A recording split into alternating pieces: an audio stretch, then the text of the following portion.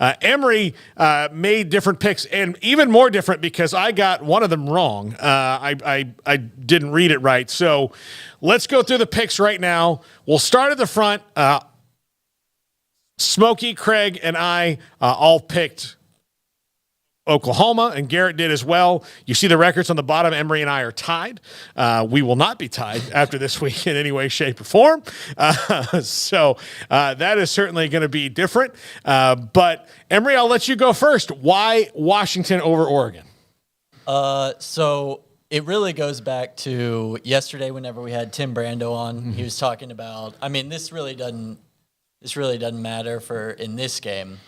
But I've just been salivating at the fact that an SEC team might not get into the playoff.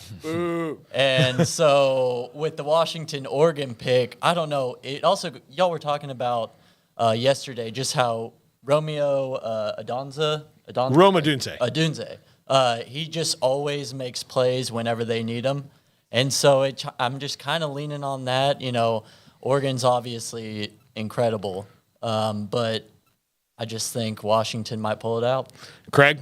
Yeah, I just think it's hard to beat somebody twice. And I think with the run that Oregon's on, it makes it even that much harder. Washington has been plenty good, but I do think they're at least more susceptible now than they were the first time around. And, I just think this is more about Oregon and less about, Washington per se. I just think that at this moment, like I said yesterday, we're going like, who's the four best? To me, I think the Ducks are among the four best right now. For right or wrong, I do believe that. So, yeah, I just think they carry in a lot of momentum.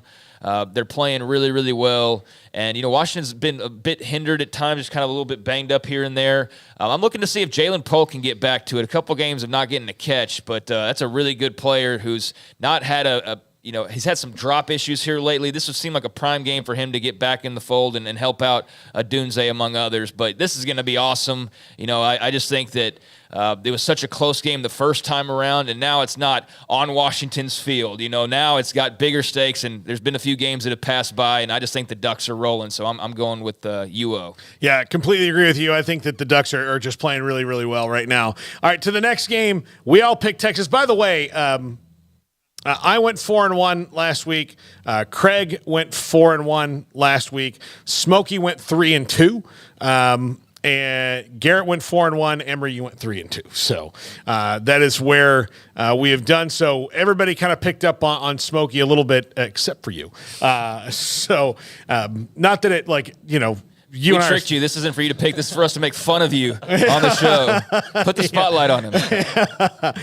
Okay, so we all picked Texas except for you, Emory, and I'm going to tease your opinion on this. Yeah, we'll take an L on this one. I just think that it's a bad matchup for the Pokes. But Emory, you've grown up a Baylor fan your whole life, correct? Correct. Yes. And you have hated both these teams your whole life, correct? Yes. You had a particularly traumatic experience as a youth at an Oklahoma State game. Am I correct? Yes, they were not very nice to me. Okay. As a kid, little kid, not like a youth now where you're 22 years old, like a youth of, 9, 10 years old. They picked on you then. So I was surprised to see this given your past with the Pokes, and you are an Oklahoma native. Yes. So explain yourself here. So this was just pure emotion. I mean, I know Texas, OSU does not match up well with Texas. But I just can't see, I just refuse to let myself believe that Texas will walk out of the Big 12 with the championship. That was purely the reason. But then with the OSU pick, yeah, I mean, that's just when my Oklahoma ties they stand out. All right. He's being a homer. He's being a homer and representing the home state, and that's totally fine. I mean, who's to say, right? Who's to say that he doesn't turn out right in the long run? But just, I don't know, looking at everything else, it's like, how do you not pick Texas in this game? I mean, the biggest strength for the Cowboys is going up against one of the biggest strengths for the Longhorns. And then you go beyond that, and I suppose that Alan Bowman, I mean, he certainly can throw for 300, and Rashad Owens and company can make some big catches for you. I mean, there's ways that this can unfold. Turnovers, but just on paper and not giving the benefit of the doubt that, Quinn Ewers is going to throw like 3 picks and fumble once. I have to go Texas. I think that they're the best team in the Big 12, and they've been pretty clearly that for a while now. They've had their struggles. Like, let's not make it out to be like they've just been King Kong tearing down cities with little resistance. That hasn't been the case. So we'll see. Like, I like that it's a first-time matchup. It actually was a blessing in disguise that these two teams didn't play during the regular season. So now we get something a little bit fresh. But yeah, there's just too many categories or little boxes side by side that I check that seem to favor the Longhorns over the Cowboys here. But hey, it's Mike Gundy. I'm sure he'll have his team prepared to play. Hopefully, rested and far more ready and locked into play than they were against BYU, who gave them all sorts of fits last weekend. So hopefully we see a better start from them so that this game can be as competitive as possible. But yeah, Texas just is too good in my mind, and so I go with the Longhorns. All right, in this next pick, we all picked Georgia, and I had Emory picking Georgia because I did not maybe believe my eyes when I got the text from Levi that Emory had picked Alabama. But Emory, you've picked Alabama. Now, I'll tell you, I just think that Alabama cannot do the things they've done all year and gotten away with against the other teams against Georgia, mostly the penalties. They commit a ton of penalties, and I think that'll come back to bite them. But Jalen Milroe's been on fire lately, and so is that defense, so defend your pick. So in the position that I'm in, I wasn't quite sure what the overall records were going to be. Okay. But I figured I needed to make a splash, so I was going risk it for the biscuit. Okay. And the Michigan and Florida State picks, I had to go with Florida State because, But then Michigan, I just couldn't get myself to pick Iowa. But the other 3, I thought, all right, that's where I can make up some ground. So I had a feeling y'all were going to go with Georgia. Yeah. So you are picking Alabama because it says Georgia, but you're picking Alabama. I made that mistake when I put it all together. Okay, just to be clear for everybody following along there. Alabama and Jalen Milroe have been a great story down this stretch run. I mean, the improvement that we've seen from him, especially since that Texas game, has been very cool to see and very excited about his future. But, I mean, Georgia's the juggernaut. I just feel like they're the better overall team. But I don't have a lot of rocket science here. I just think that based on what I've watched from both teams this season, I give the nod to Georgia. But honestly, I just am just so excited to watch this game. I'm so thrilled to watch this on Saturday.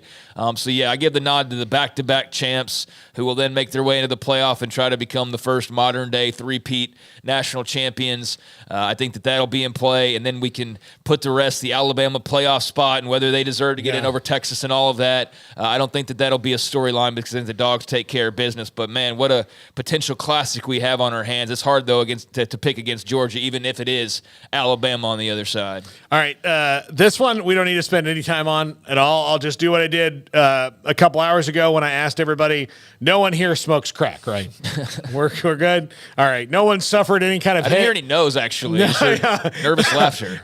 No one suffered a head injury in the time before they came in? Not that I can remember. Okay, good. Okay, so everywhere all picking Michigan, it's there, I just don't see how I was going to make this a 10-7 game or a 13-10 game. I don't think that they can limit Michigan to that effect, nor do I think that they would then go and score enough points to then, it's hard to see this one. Okay, say Michigan has 13 points. Yeah. Are they going to score two whole touchdowns? Exactly. Are they going to do that? No, they're not.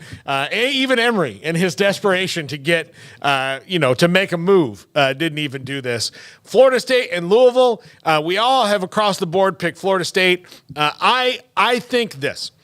When it comes to Tate Rodemaker, he is the kind of the pivotal player of the college football playoff right now in a lot of ways. But I think that even though Louisville's defense is statistically better than Florida's, that Louisville's had a better season than Florida. It is different when you're playing if you're Florida State playing Louisville than you're Florida State playing Florida. The weight of that rivalry game at the Swamp on the road, being your first career start, was huge. He made it through valiantly, although it was not anything special. He had 3 or 4 moments that made the game, and that's all that it took. Florida State's going to win this game on defense. Louisville would also win this game on defense. Florida State wins this game on defense, and Rodemaker's probably a little better than he was last week against Florida because the pressure of, losing. I cannot imagine what it would be like for the guy. Losing your first game as a starter in the swamp and taking your team out of the college football playoff would not be good. So he availed himself very well and showed some guts. So I have faith in my guys. Emory, any thoughts on this one? I won't name names, but I was told if I don't pick FSU, then I was threatened. I'll just say that. How dare you, Jack? Why is Paul elbowing him over here on the table? Y'all can't see it. But, I picked Florida State. They're unbeaten. And, you're right. Tate Rodemaker didn't have the greatest performance in the world, but they were good enough around him. That's my whole beef with the playoff discussion. It's like, well, if Jordan Travis isn't playing there, but they went and won last week without Jordan Travis. And I know it wasn't, facing Michigan or something along those lines, but they won because the rest of the team's also kind of good. So we're going to punish the good defense. We're going to punish Keon Coleman, or we're going to punish those guys because the quarterback's hurt. I just don't understand that. But look, it's in their hands now. They're going to make the playoff if they win this game. If they lose, they're not. And they're also not going to take home an ACC title, and that would be brutal. But, I think it's going to be something similar to last week where it's kind of grimy and it takes a little while to separate, but eventually they're going to make a play on defense, or Keon Coleman or somebody on offense will make a play. I think somebody's going to make a play for them to separate, and I think this is a clear choice for me. If Travis is healthy, obviously it is a very much a tighter choice with Rodemaker, but I'm resting on or leaning on the rest of the playmakers they have on that roster to be able to push them over the finish line. 2 touchdowns from Jaheim Bell this week. You heard it from me right here. 2 touchdowns, Jaheim Bell, the tight end. Emory, you did great. I appreciate it. You've got a future. Emory is one of the most valued members of our staff, and now you get to see him. So, and if you have daughters or nieces or next-door neighbors that are looking for a handsome young man, my DMs are open. There you go. At Big Sexy 32 on Twitter. Yeah. He's worth tens of millions of dollars. Yeah. One day. If he gets these picks right, though, we'd have to bring him back for the victory lap because, my gosh, sure. that'd be a lot of carnage this weekend, but it would be a lot of fun to watch. Absolutely. When we come back.